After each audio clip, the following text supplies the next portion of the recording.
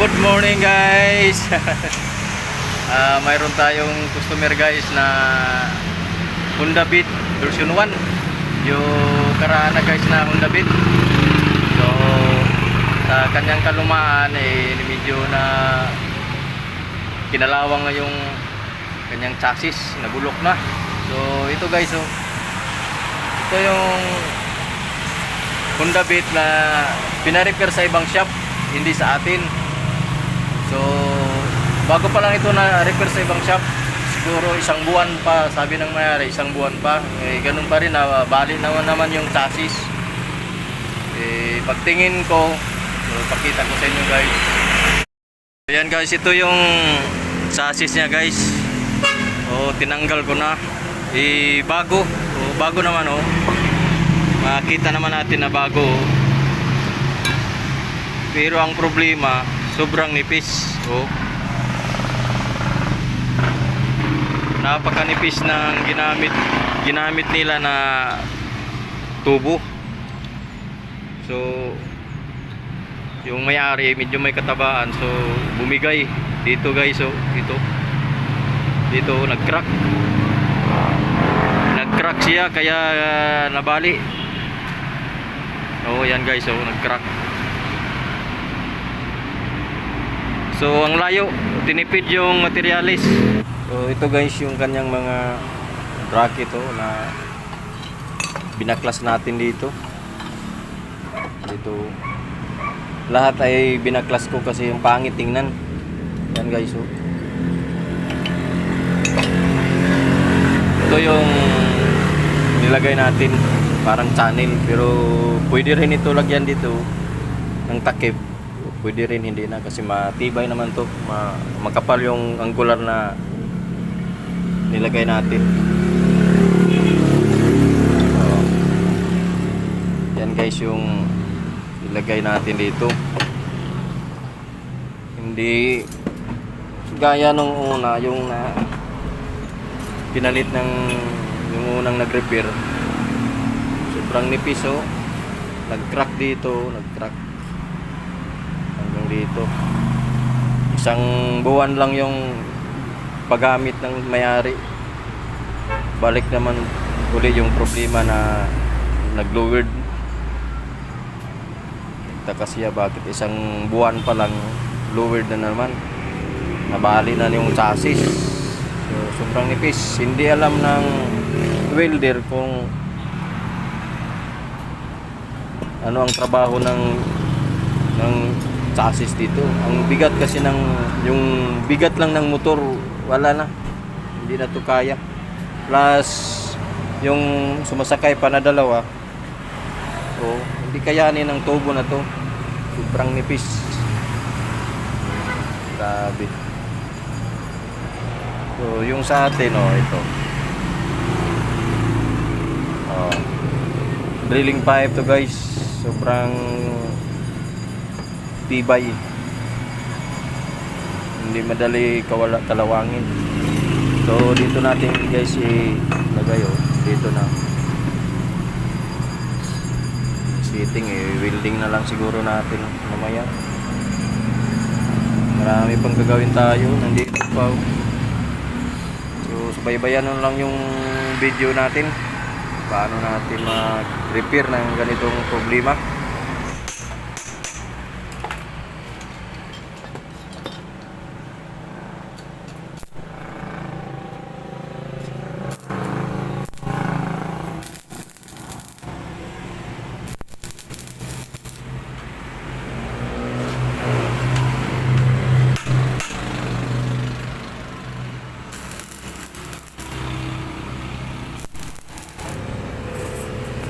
So okay pa yung chassis niya dito guys, kapal pa.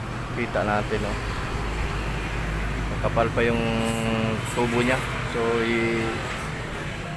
ano na lang natin, isumpay. So dito guys, nagputol tayo ng tubo at saka gikat natin ng gikat natin para mag-fix sa chassis na sa tubo. para mas matibay pag nakapix siya, yung para pag welding natin hindi tayo masyado mag-abono. So yan guys, i-grind natin para talagang fit siya sa ginawa natin na chassis dun sa makapal na tubo. Yan o. So doon natin ilagay sa may chassis yung nilagay natin kanina, yung makapal na tubo, doon natin i-welding.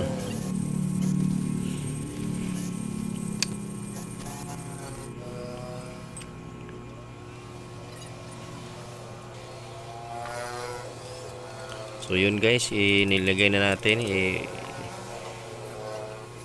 para ma-fix na natin. Nilagyan, inano natin ng squala para naka-angle ng 90 degrees. So yan atin ang i-ispatan. Bago natin i-full weld, i-seating muna natin sa chassis.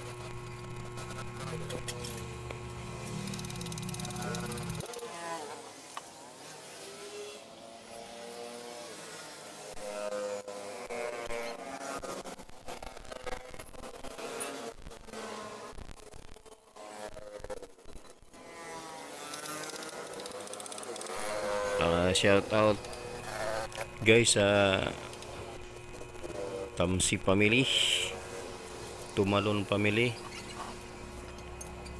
at saka sa mga pinsan ko, mga kamag-anak ko lahat. Shout out sa inyong lahat, sa mga subscriber ko, shout out. So yan guys, full wheel na natin, at saka kay Ricky Tamsi at saka kay Armani, shout out sa inyong dalawa. Kay Angelito Tumalon, ako agaw, shout out. Yan guys, ano tayo ng angular para sa bracket ng cover. Lagyan natin yung bracket, yung cover yung sa upuan, ay yun sa cover sa tamakanan, sa flooring. So yun guys, hinatay natin kasi hindi kasi yung cover sa ilalim, kaya gikatingan natin. So yan guys, plastado na. So building na natin yung side stand nya, kaya kasi tinanggal natin kanina. Yun lang ang diskarte kung paano mag-repair tayo. Hindi natin tipirin ng mga materialis kasi buhay ang nakasalalay dito.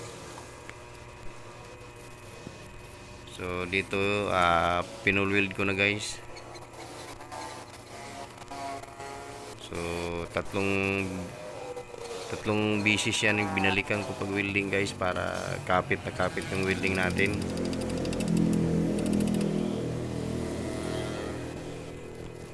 Yung formero, yung rotpass, kailangan nakapenetrate yung welding natin sa ilalim.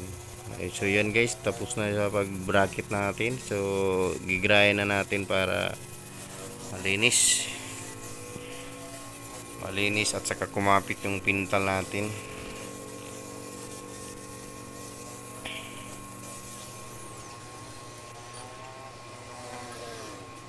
Okay, magpintal guys, tapos na ito nag-repair.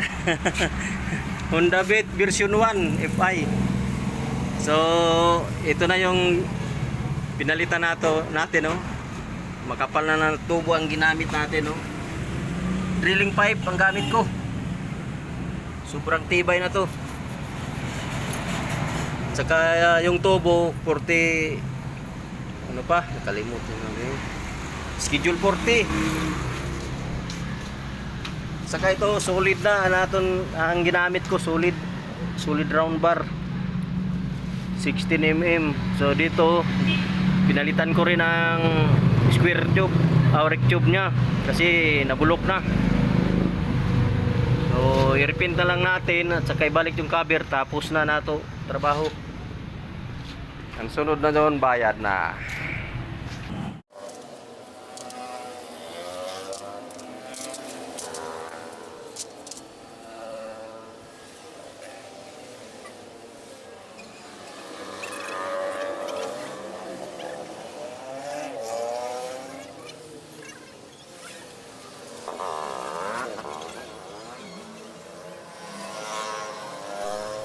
So yun guys, binalikin na natin yung mga cover para ma-simbolo natin. So, para matry natin kung hindi pa kabig. Kasi pag kabig, so disalign yung gulong. So yun guys, malapit na tayong matapos pag cover. Yung sa ilalim na lang. So paki-subscribe sa hindi pa nakasubscribe at paki-share, paki-like and comments.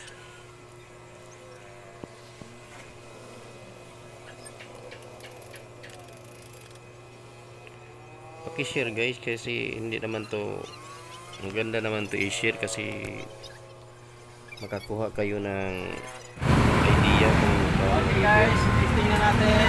Oh, bato. Alright.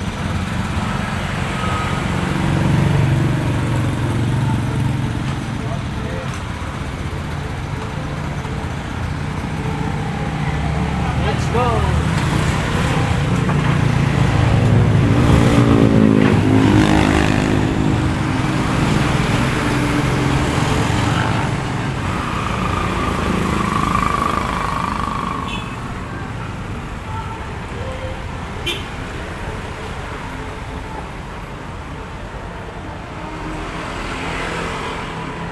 Guys, sabi ka line, thank you sa panonood.